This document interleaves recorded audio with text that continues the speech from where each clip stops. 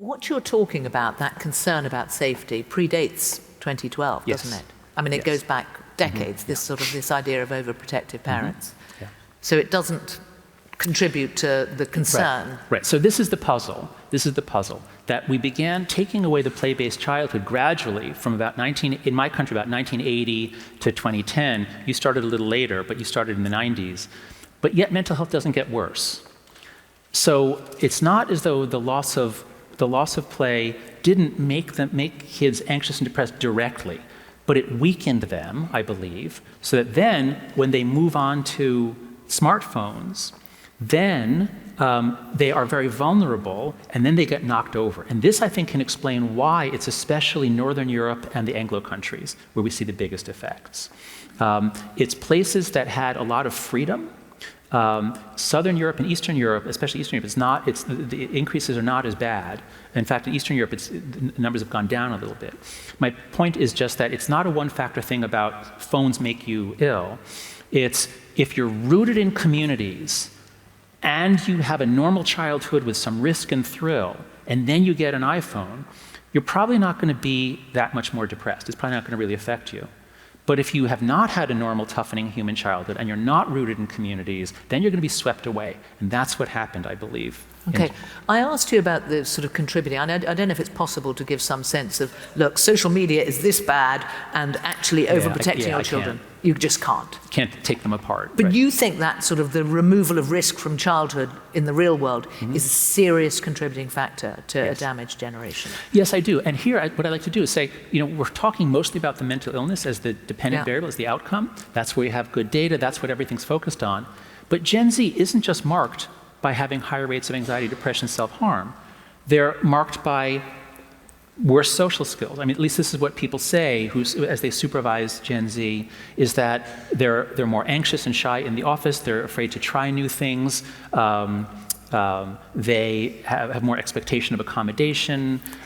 They are multitasking. Their attention is fragmented. They can't stay on target. Okay. So we have so many different outcomes. There's cognitive fragmentation. There's the inability to focus, which is very similar. So there's some people are saying there's a lack of creativity because Gen Z, my students in my class at NYU, they don't have any extra attention to do anything. It's all taken up by the phone. So what do your students think of you? I mean, you're dumping on their whole generation. Okay, I'll show you. I've given talks to many high school and college audiences that are full of Gen Z, and I say these things I've said that are painting a very bad picture of the generation. And I always do this. Raise your hand in this room if you were born after 1995. Raise your hand high if you're born after 1995. Okay, so we have a lot of Gen Z here. Okay, just you. Raise your hand if the question is, do you think I got this generally right or wrong? Do you think have I misunderstood your generation? Am I slandering you? So raise your hand if you think I largely got this right, Gen Z. Okay, and raise your hand if you think I largely got this wrong. Okay, actually, wow, 1, 2, 3, 4, 5. Okay, this is the most I've ever seen. Now. But this is great. So when we get to questions, hold on a second. Yeah, when we get to questions, I'm going to give you a chance if you want to contribute. But I'm going to put the case because I'm listening to you thinking, just hold on a second. I certainly know some Gen Zers who would be screaming frustration and listening and thinking, because they might have heard some of this. But their argument would be it's a sort of nostalgia trip from somebody in a different generation who just thinks, it's the things were better in my day. Yeah. That actually, and this is a phenomenal generation whose lives are lived online now, who find partners online, who find jobs online, who run their whole lives. That is their real world. And guess what? They can spend 20 minutes on TikTok and then go and do some work because they know what it is and they manage it. So I'm going to put that defense on the behalf of, I'm sure you guys have got better defense because you're Gen Zers. Okay, perfectly reasonable hypothesis. This time is no different than every previous moral panic. Perfectly reasonable hypothesis. Let's look at that. Is this just like every other generation? First of all, when you, in previous moral panics, when adults were freaking out about kids with comic books or, young women reading novels in the 18th century, There are many of these moral panics.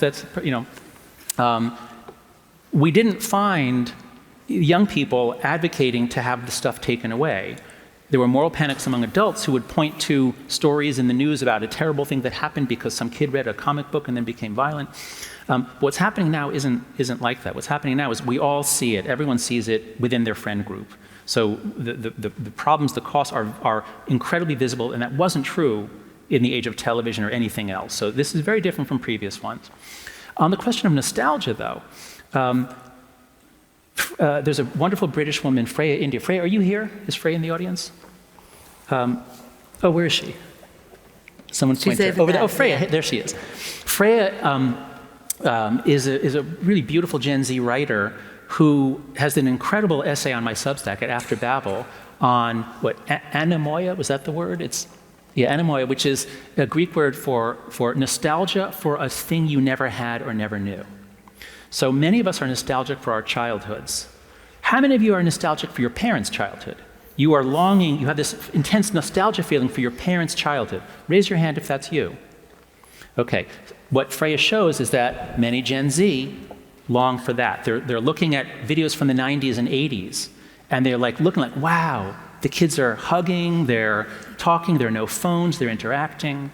So the report from Gen Z, it generally contradicts what you're saying.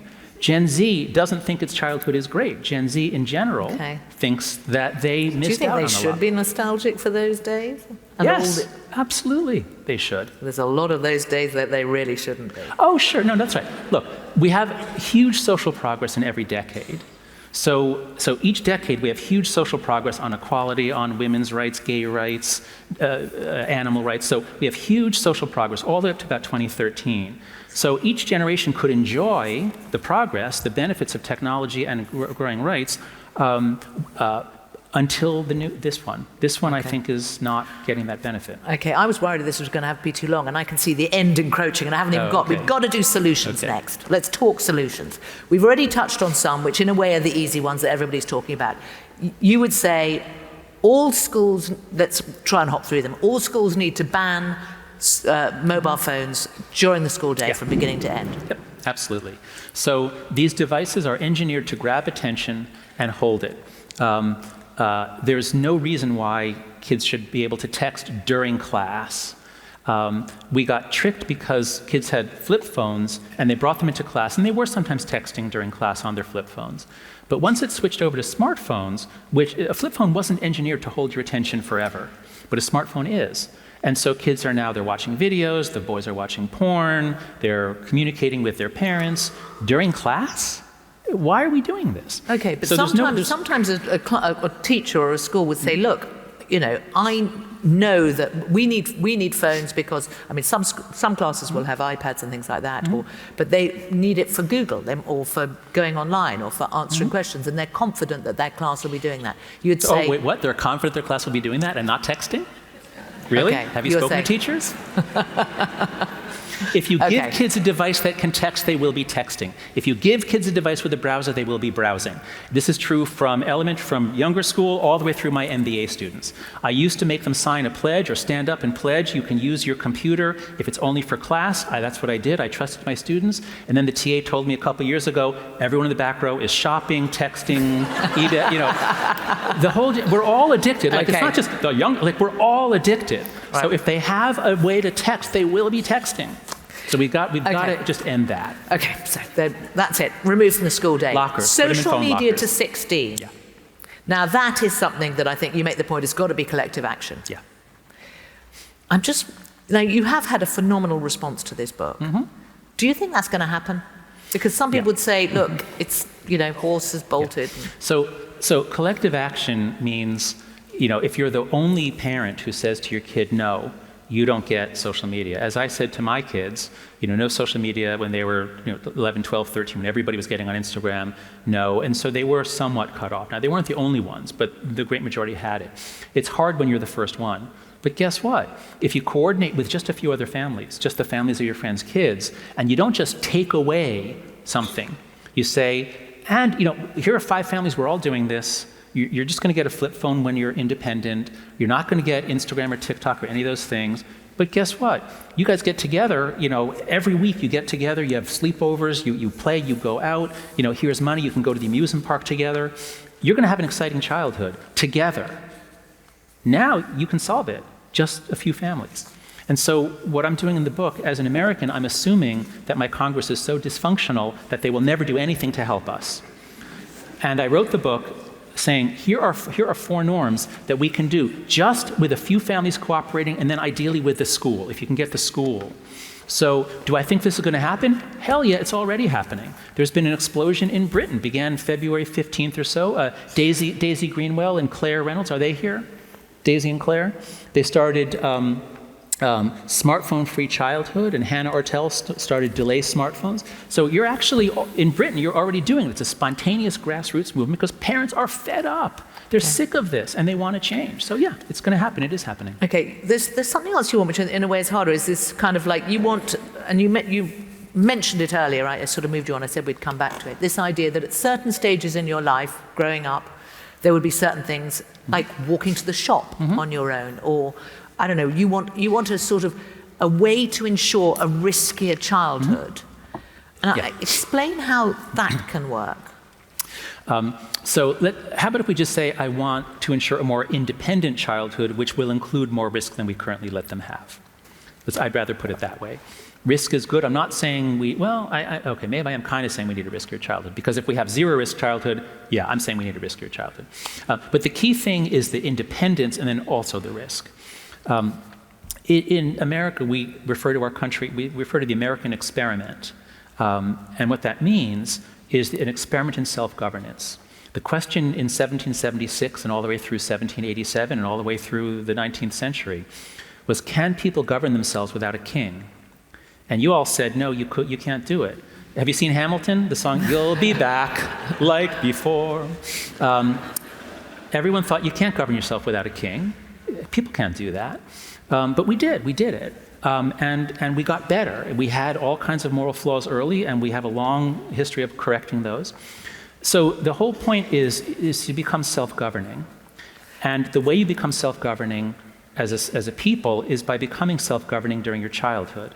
And that's what childhood used to be about. The job of a parent is to work him or herself out of a job, so that by the time your kids are 17 or so, they can function independently, they can go off to university, they can get a job. So yeah, we need to start that before they leave our home. Now, and part of this, I think, involves the state stepping back, because I know I've had plenty of conversations over the years where you're thinking, can I pop to the shop and leave the child? And if something happened, how much trouble would I be in? Right. Obviously your first concern is for your child, I'd say. Yeah. Not necessarily. But there is a little bit, and actually, there's a friend of mine who's always used to say, imagine you've got CCTV on you the whole time. But you want the sort of the kind of a slight removal of the bad parenting thought. Yeah. So in the United States, we're much more insane about this than you are. We have much greater fears of abduction. In Britain, the reason why parents say they won't let their 10-year-old kids out to go to a shop is they're afraid they'll get hit by a car. They're afraid of traffic. And in some parts, that's a reasonable concern. We have a built environment around a car culture. But that even happens in areas where it isn't really a concern. We're basically just afraid. We're afraid of each other. We've lost trust in each other. There's a wonderful British sociologist named Frank Furedi who wrote this brilliant book called Paranoid Parenting. And he traces the collapse, what he calls the collapse of adult solidarity. All over the world, until recently, in our countries, kids went out, and like when I was growing up, if I fell on my bicycle and got somewhat hurt, like an adult, I could even knock on a door, like somebody would call my mother and she'd come pick me up. Like somebody would help. But now we think if our kid goes out there and there's another adult, stranger danger, this person will take you and sexually abuse you. When you don't trust the people around you, you have to protect them yourself. And that's no way to raise children. So what we're facing here is a really difficult sociological challenge. So look, the first 3 reforms are about the phones. Those I think we can do. The hardest one is the 4th one. Far more independence, free play, and responsibility in the real world. Because we need to trust each other more, and that's going to be really hard. What I propose in the books is some ways we can give our kids more independence, even if we don't trust each other. The simplest way is the school playground. And so I co-founded an organization called Let Grow. Go to letgrow.org, with Lenore Skenazy, who wrote the book Free Range Kids. And one of our simple programs is called Play Club. Parents who wouldn't let their kid walk 3 blocks to a store, they will let the kid play on the playground after school. So with Play Club, let's say 10 or 15 students, they sign up for Monday. Every Monday, they're on the playground. Let's take 7, 8, 9-year-old kids who really want to play with each other. Every Monday, these 15 kids are on the playground. There is no supervision. There's an adult nearby if someone gets hurt, but there's no supervision. They work out games themselves. They enforce the rules themselves. They get into fights, they work it out. That's what they need to do. So parents are willing to let that happen. That's a baby step towards giving your kids some independence. So I recognize we can't just say, kids should have the same childhood I had in 1975. The world has changed. We have to be much more intentional. But man, we've got to be intentional. We have to give our kids independence. Otherwise, they're going to come out not fully developed. And that's, I think, what's happening. Well, let's turn to the tech companies. When you were talking earlier about what social media apps are designed to do, I mean, the very fact that one's saying they're designed to do that, do you think the tech companies want this? Yeah, they said so. Yeah. We have, there's a talk, what's his name? I have it in the book. Facebook. Facebook. The first president of Facebook, was it Sean Parker? I think it might have been Sean Parker. He describes the thinking pattern. A lot of these people took a specific course at Stanford in persuasive technology. How do you capture people's attention? How do you influence them? One of the developers of Instagram took that course. This was the culture in Silicon Valley in the 90s and the 2000s. They're all competing for attention because what's the revenue model? The revenue model is advertising for a lot of them. So the advertising-based businesses are in a fight to the death, to the corporate death, to grab the eyeballs more firmly and younger.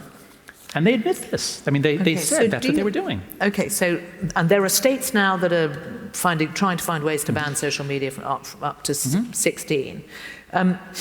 Is there something that you are confident that could be done to rein in the tech companies on this, or to change the model? Yeah, there are a couple of... so first of all, we should be clear. There are thousands and thousands of tech companies. They make our lives better. They're not hurting children. There are 5 or 10 that I believe are hurting children.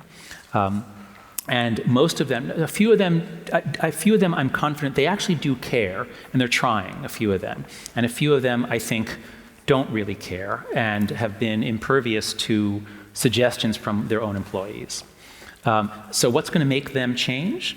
Only new legislation, or if these lawsuits succeed. I don't know what's happening here, but in the US, we have the attorneys general of 45 states are suing Meta and Snapchat for the medical costs, for all sorts of problems they're causing for the states. School districts are suing because our test scores are going down. Chaos is happening in the schools. Hundreds and thousands of parents whose kids are dead, and they believe it wasn't just correlation. My child was sextorted, and then the next day he killed himself. Is that just correlation? I think that's causation. So even though the tech companies have immunity from Congress, they can't be sued for what they show your child. The argument that the lawyers are making is, we're not suing on content. We're suing on the designs you made, the architecture of your platforms that you consciously created or you knew eventually were doing this. So product liability, we have an unsafe product that's harming millions and millions of children. I am hopeful that some of these suits they're being consolidated in a district court in California. If those succeed, then we have something so much bigger than the tobacco settlement. We have something I don't even know how much it would be. That, I think, would finally get their attention. Do you think it's like tobacco? Do I think it's what? Like tobacco. Well, tobacco, it's like it in some ways, but here's the big difference. In 1997, which was the peak year of teen smoking in the United States, I just found this number, 37% of American high school students smoked cigarettes, which means 2/3 didn't smoke. Because smoking is biologically addictive, but it doesn't force everyone to smoke. Right. Whereas once a bunch of kids are on Instagram at a much younger age, so now there's pressure on everyone. So now it becomes 90-95%. So in a sense, social media is much more addictive than tobacco or heroin. You could never get 100% of kids on tobacco or heroin, but you get 100% on social media. So it's different. I'm going to come out for questions in just a minute. Just one thing. Are Gen Zers permanent damage? okay, so I'll start with the pessimistic side, but there's a lot of optimism here too. The pessimistic side is if you miss out, I mean, the whole point of childhood is to prepare your brain to take the ideal configuration for your culture. So to some extent, there is going to be some lasting effect. That seems very likely. I can't say 100% that that's the case, but it seems very likely. So I think what we're going to see, we're already seeing, Gen Z is 28, the oldest are 28.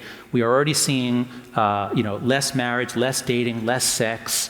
They're already behind where previous generations were. The levels of anxiety and depression are much higher, so it's not like they get over it once they reach 21. So I think we will see, on average, I think we will see Gen Z less happy, less flourishing than previous generations throughout their life, on average. But there's huge individual variability. Many in Gen Z are flourishing. Many are doing fine. I'm a social scientist. When I say, a generation, I don't mean 100%. I mean, on average, it's different.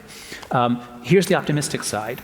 When members of Gen Z change their habits, they change their consciousness and they get back control over their lives. This is what happens in my class at NYU. My students, I teach a course called Flourishing, and they're mostly 19 years old. I want the sophomores, the second years, I want them to get this pretty early. And once we go through this, about how you're giving away all of your attention, all of it. You don't have anything to do anything of any significance because it's all given to these platforms. Once they realize this, they start turning off notifications. They start doing social media only on their computer, not their phone. They start having 5 or 10 minutes at a time with no interruptions, and then they can lengthen to 20. So we're getting remarkable results just by changing their habits at the age of 19. So yeah, I think there is hope, but it's going to be, Gen Z, you'll have to be much more intentional about flourishing because you were denied the normal childhood that would have made you stronger and more open, more in discover mode. Okay, there's so much I wanted to ask you, but hopefully some of you will ask it so I get my questions answered. We are going to come out for questions. Now I'm going to say something. Can we start with the Gen Zs who had an objection? Let's hear those. Who want to? Is it possible to sort of lower the lights or something so we can see? Or don't worry if not, but can I just tell you as well, if you're up on the balconies, you also can ask questions, but there are standing mics. Oh, you've worked it out. There we are. Okay. You will need to go to the standing mic and just make a queue. And I would say you don't need to give your name. If it's relevant and you'd like to, please do. Even if it's not relevant, please do if you want to. And I will try to come out to you. We're going to start though with the Gen Zs. Anybody want to speak in that little group who could probably put a better defense than me? People are pointing, but you've got to put your hand up. There, I'm so sorry. Could you get the microphone to the Gen Z at the front? Oh, sorry, no, that's... Is it on? Me. Okay, good. Hi. We hear you through here. Do you hear her? Okay, good. Okay, great. Thank you very much, Professor Haidt. I've been a big fan of your work for a very long time. I'm not going to be one of those annoying people who goes on about how much I like you. Because this is ultimately an objection in a broad sense. What I wanted to ask you was, I read your book and I was very interested, but I felt like it was primarily directed at people in the generation above me, so parents and teachers and so on. Mm-hmm. And you did touch on this at the end, but I would love to hear you elaborate on, if you were going to speak to members of my generation and speak to me, what would you say and what's your advice, your concrete advice? Thank you. Okay. Thank you.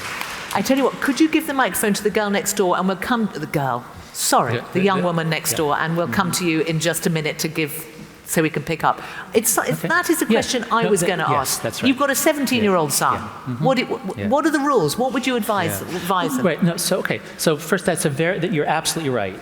And I thought about this while I was writing the book. I thought, should I, and I was going to write a chapter for Gen Z, because I have a chapter, what parents can do, what schools can do, what governments can do, and I was going to write a chapter what Gen Z can do.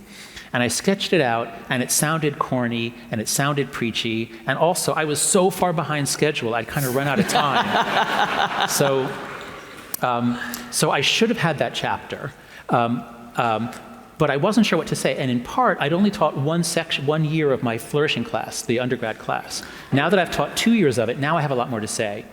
And so on my Substack at After Babel, we are bringing advice. So we have Freya and a bunch of other Gen Z writers writing on the Substack, and Zach Rausch, my research partner, he's actually technically a millennial, but almost. We are going to be giving a lot more specific advice on what you can do, because Gen Z is an activist generation, and you're directing your activism in many different ways. I'm hopeful, and we're seeing it now. There are now many new Gen Z organizations, like Design It For Us. There's a whole bunch we have listed on the website of Gen Z organizations that are advocating for change, advocating for better technology, advocating for Gen Z to take back control of their lives and their attention. So I apologize. You're right. I should have given advice. I'm going to start getting strict here. What are your list of things? What's the first thing they should do? Switch off notifications, you said? Yeah. Switch off social media? Regain control of your attention, and that means recognizing that your attention is so precious, you've got to avoid what Cal Newport calls the any benefit fallacy. Sure, getting alerts from some website could maybe be beneficial, but you have to see what's the opportunity cost, what's the cost. And unless it's incredibly valuable and you absolutely need it, turn it off, because you don't have much attention to give. And when you just be very aware of you spending your very limited attention, but that's the first step. The next step, so in the class, the goal is you have to become smarter, stronger, and more sociable. So another thing is you have to take more risks. I guarantee you, most people, if you're thinking of approaching someone, either romantically or just as a friend, they're probably lonely. Most of your generation are lonely, and you wish that more people would connect. And so take chances and be willing to recognize that you'll approach someone and maybe they'll rebuff you, and that's going to be embarrassing. But that's how you grow. So the most important book that we read in the class is a book called The Stoic Challenge by William Irvine. Stoicism is basically the philosophy that is most needed by all of us, but especially by Gen Z, because it preaches don't go for safe spaces, don't be protected from small risks and challenges, embrace them as a challenge and see if you can face the challenge without losing your composure. And so anyway, those that get smarter, get stronger with stoicism, and get more sociable.